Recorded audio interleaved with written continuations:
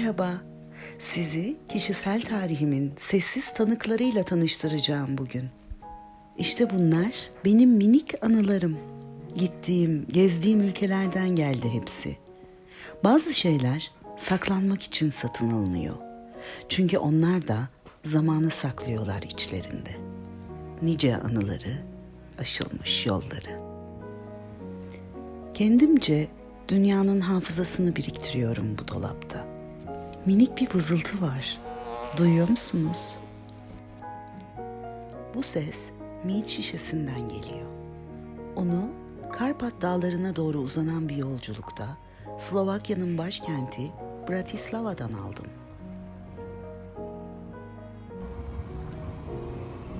Kemerli Taş Çarşı'daki tarihi bir dükkandan. Elinin peteğiyle dokundu bu şişeye yaşlı adam ve bana arıların ülkesi Slovakya'yı anlattı. Ve aslında o öykünün başlangıcı bundan 9.000 yıl önce Çin'e uzanıyordu. Bu küçük şişenin içindeki o büyük hikayeyi alıp geldim ben de ülkeme. Arıların hikayelerinden birini, dünyanın ilk içkisinin hikayesini, balayının hikayesini, tanrıların nektarını, içmek için değil, saklamak için. 9.000 yıllık bir tarihten başlamıştı hikaye.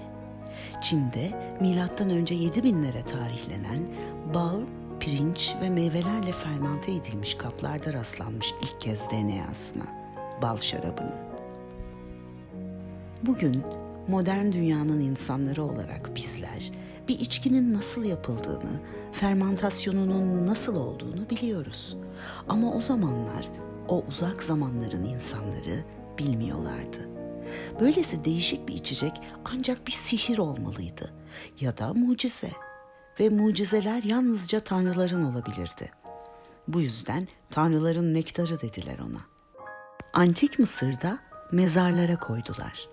Antik Yunan'da tapınaklara bıraktılar. Cennetten düşmüş bir çiğ olduğuna inandılar çünkü. Galler'de ona destanlar yazdılar. Vikingler soğuk ülkelerinin kültür damarlarına aşkla akıttılar onu. Anadolu'da Hitit tabletlerinde Milittu, Lidya'nın altın sofralarında Kandidos oldu ismi. Ve sonra at üstündeki Türkler Bekni dediler ona. Anadolu'da zamanın küllenmiş raflarında saklanıyordu. Ama Evliya Çelebi fısıldadı. Seyahatnamelerinin tozlu sayfalarında Erzurum'da baldan mükeyyifat yapıldığını, bal şarabı dünyayı gezerken adeta mayaladı tüm kültürleri. Homeros İlyadası'nda ballı dudaklar diye tarif ediyordu agoralardaki hatipleri.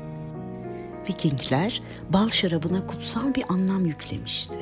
Vikingler için tanrılarla ölümlüler arasındaki köprü olan bal şarabı İskandinav edebiyatındaydı.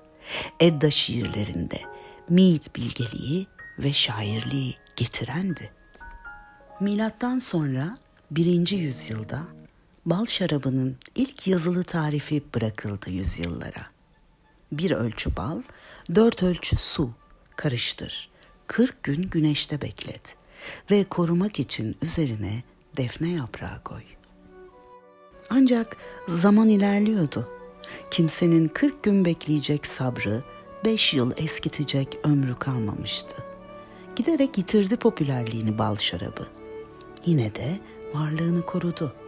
Galya ormanlarında Asterix'in zafer şölenlerinde fışkıran sihirli iksirle kadehlere dolan, Game of Thrones'un kuzeyli krallarını ısıtan o kadim neşe ekranlardaydı, sayfalardaydı. Ve en çok da aşkı mayaladı o. Çünkü Ortaçağ Avrupa'sında evlenen çiftlere 1 ay boyunca bal şarabı içirilirdi. Tıpkı ballı suyun güneşte mayalanması gibi. Aşklarının bereketlenmesi, yeni hayatlarının filizlenmesi için. Yüzyıllardır aynı isimle aşkı, birlikteliği ve bereketi temsil eden bal şarabıyla anılıyor balayı. Aslında bu anlatıların ortak noktasında Viking edebiyatından Çin'e, Galler çizgi romanından Game of Thrones'a mead yani bal şarabı sarhoşluk veren bir içkiden öte durur. İçilmese de yüzyıllar boyunca tanrılara adanmış kudretin, bilgeliğin, ebedi iktidarın temsili olmaya devam eder.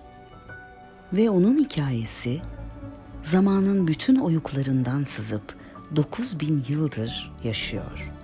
Tıpkı ortaklaştığımız duygular gibi, aşk gibi. Onun için bu büyük hikayenin saklı olduğu küçük şişe zamanın mayasına bırakılmış ve dolu kalmayı hak ediyor.